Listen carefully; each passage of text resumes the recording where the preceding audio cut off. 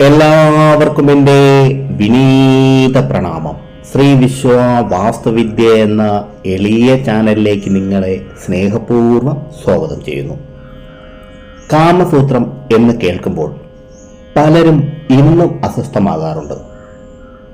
ആളുകളുടെ മുന്നിൽ ഈ പുസ്തകത്തെ പറ്റി സംസാരിക്കുവാനോ അല്ലെങ്കിൽ അത് വായിക്കുകയോ ചെയ്യുന്നത് പോലും അധാർമികമായോ അതുമല്ലെങ്കിൽ അപരാധമായോ കണക്കാക്കുന്നു. എന്നാൽ യഥാർത്ഥത്തിൽ ഇത് അങ്ങനെയല്ല.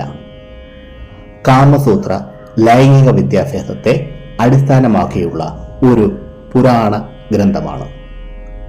കാമസൂത്രം എന്ന ഗ്രന്ഥം ലൈംഗിക വിദ്യാഭ്യാസത്തിന്റെ കാര്യത്തിൽ മാത്രമല്ല ശ്രദ്ധ കേന്ദ്രീകരിച്ചിരിക്കുന്നതെന്ന് കാണുമ്പോൾ ഈ പുസ്തകത്തിൻ്റെയും അതിൻ്റെ രചയിതാവിൻ്റെയും മഹത്വം കൂടുതൽ വ്യക്തമാകും. കാമസൂത്രത്തിൽ ദാമ്പത്തിക ജീവിത ശൈലിയെക്കുറിച്ച് വിശദമായി പ്രതിപാദിച്ചിരിക്കുന്നു.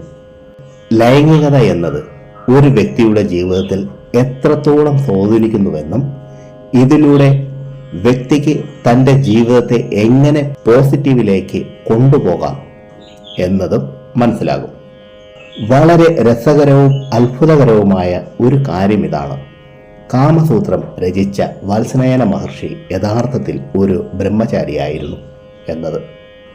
പല പുരാണ ഗ്രന്ഥങ്ങളിലും വത്സനയന മഹർഷിയെ മല്ലനാഗ എന്ന പേരിലും സംബോധന ചെയ്യുന്നുണ്ട്. വത്സനയൻ എന്നത് വത്സനയന മഹർഷിയുടെ ഗോത്ര നാമമാണ്.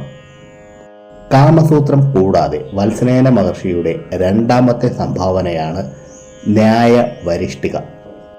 കാമപുരാണം അഥവാ കാമശാസ്ത്രം എഴുതിയത് നന്ദികേശനാണ്. നന്ദികേശൻ എഴുതിയ കാമപുരാണത്തിൽ നിന്നും മനുഷ്യന് പറ്റിയത്, അതായത് മനുഷ്യന് ചെയ്യാനാകുന്നത് അല്ലെങ്കിൽ മനുഷ്യൻ അറിഞ്ഞിരിക്കേണ്ടത് മാത്രം തിരഞ്ഞെടുത്ത് എഴുതിയതാണത്രേ കാമസൂത്രത്തെ. 4 പുരുഷാർത്ഥങ്ങൾ: ധർമ്മം അഥവാ നീതി, അർത്ഥം അഥവാ സമ്പത്ത്, കാമം അഥവാ ആഗ്രഹം, മോക്ഷം അഥവാ മുക്തി. ലോകത്ത് ആരെ നോക്കിയാലും ഈ 4 പുരുഷാർത്ഥങ്ങളിൽ ഒരാൾക്ക് എന്ത് ഇഷ്ടപ്പെട്ടാലും അഥവാ ആവശ്യമുള്ളതായാലും അയാൾ അത് തന്നെ നിറവേറ്റാൻ ശ്രമിക്കുന്നു. കാമസൂത്രത്തിന്റെ യഥാർത്ഥ ഉപയോഗം എന്താണെന്ന് പ്രത്യേകം പറയേണ്ട ആവശ്യമില്ല. ഏകദേശം 200 വർഷങ്ങൾക്ക് മുമ്പ് സർ റിച്ചാർഡ് എഫ് ബർട്ടൺ ആദ്യമായി വിവർത്തനം ചെയ്തപ്പോൾ ലോകത്ത് ഇത് വാങ്ങാൻ ഒരു മത്സരം തന്നെ ഉണ്ടായിരുന്നു എന്ന് വേണമെങ്കിലും പറയാം. 4-ാം നൂറ്റാണ്ടിൽ വത്സനയന മഹർഷി എഴുതിയ കാമസൂത്ര ഗ്രന്ഥമാണ് ലോകത്തിൽ ഏറ്റവും കൂടുതൽ വിൽക്കപ്പെട്ട ഗ്രന്ഥം. പലരും ഹിന്ദുധർമ്മത്തെ കാമത്തിന്റെ വിരോധിയാണെന്ന് പറഞ്ഞു വയ്ക്കുന്നു. അതിന്റെ പ്രധാന കാരണം മറ്റൊന്നുമല്ല, പുണ്യപ്രവൃത്തിയിലും മറ്റെന്തിലും ബ്രഹ്മചാര്യത്തിന് മുൻഗണന നൽകുന്നു എന്നതാണ്. അങ്ങനെയാണെങ്കിൽ, അതായത് കാമത്തിന്റെ വിരോധിയാണ് ഹിന്ദുധർമ്മമെങ്കിൽ, ധർമ്മം, അർത്ഥം, മോക്ഷം എന്നിവയിൽ കാമത്തെ ചേർക്കുമായിരുന്നു. ഖജരാവ്, കൊണാർക്ക് എന്നിങ്ങനെയുള്ള ക്ഷേത്രങ്ങളിൽ രതിശില്പങ്ങൾ കൊത്തിവെക്കുമായിരുന്നു. അതുപോലെ വത്സനയന മഹർഷിയെ പോലെയുള്ളവർ കാമസൂത്രം പോലെയുള്ള ഗ്രന്ഥം എഴുതുമായിരുന്നു. പിന്നെ എന്തുകൊണ്ടാണ് ലൈംഗിക ക്രിയകളെപ്പറ്റി സംസാരിക്കുവാനും അറിവ് നേടാനും മടി കാണിക്കുന്നു?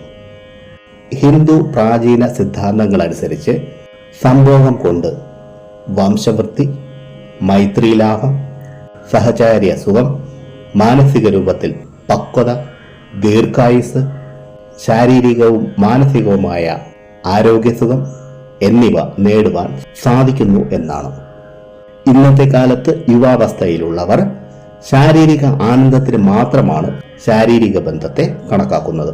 എന്നാൽ ശരിയായ ശാരീരിക ബന്ധം പങ്കാളികൾ തമ്മിലുള്ള ബന്ധത്തിന് ദൃഢത വർദ്ധിപ്പിക്കുന്ന ഒരു ആധാരം തന്നെയാണ്. എന്നാൽ അതിൽ പ്രേമവും ഉണ്ടായിരിക്കണം. കാമവാസന മാത്രം പോരാ.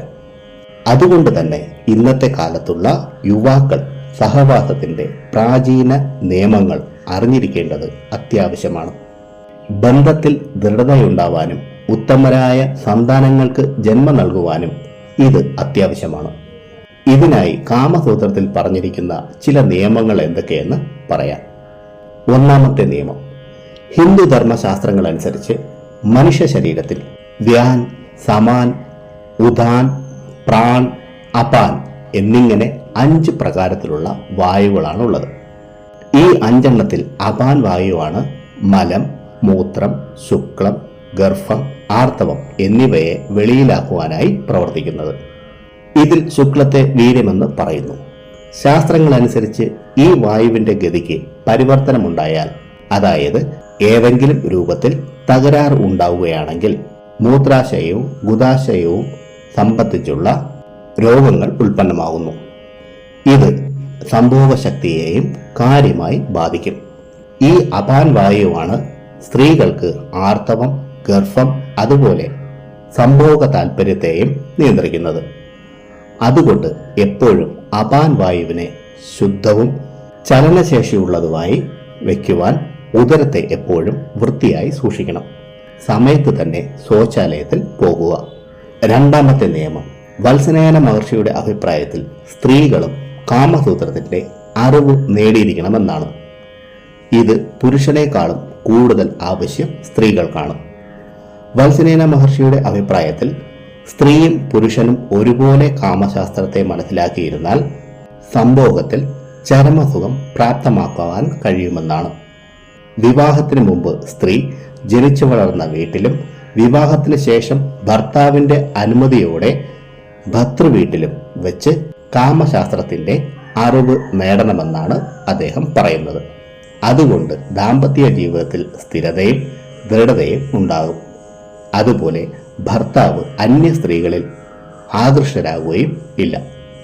ലൈംഗിക ക്രിയകളുടെ അറിവ് ഉണ്ടാകുന്നത് വളരെ അത്യാവശ്യമാണ്. ഈ കലയിലൂടെ അവൾക്ക് അവളുടെ ഭർത്താവിനെ തൻ്റെ പ്രേമവലയത്തിൽ പിടിച്ചു നിർത്താനാകും. വത്സനയന മഹർഷി ഇതിനായി പറയുന്നത് സ്ത്രീ വിവാഹിതയായ സുഹൃത്ത്, അച്ഛൻ്റെ ഇളയ സഹോദരി, ചേച്ചി, ജ്യേഷ്ഠപത്നി, ഭർത്താവിൻ്റെ സഹോദരി, വിശ്വസ്തരായവരും സംഭോഗ സുഖത്തെപ്പറ്റി അറിഞ്ഞവരിൽ നിന്നും ഈ അറിവുകൾ നാണിക്കാതെ നേടണമെന്നാണ്. 3ാമത്തെ നിയമം, വത്സനയന മഹർഷി പറയുന്നത് ചില ദിവസങ്ങളിൽ സംഭോഗക്രിയ നടത്താതെ ഇരിക്കുക എന്നാണ്. ഏതൊക്കെ ദിവസങ്ങളിലെന്ന് നോക്കാം. അമാവാസി അഥവാ കർത്തവാവ്, പൗർണമി, ചതുർത്ഥി, അഷ്ടമി, സംക്രാന്തി, ശ്രാദ്ധപക്ഷം, നവരാത്രി, ഋതുകാലം, അടുത്തുള്ള ക്ഷേത്രങ്ങളിലെ ഉത്സവകാലം.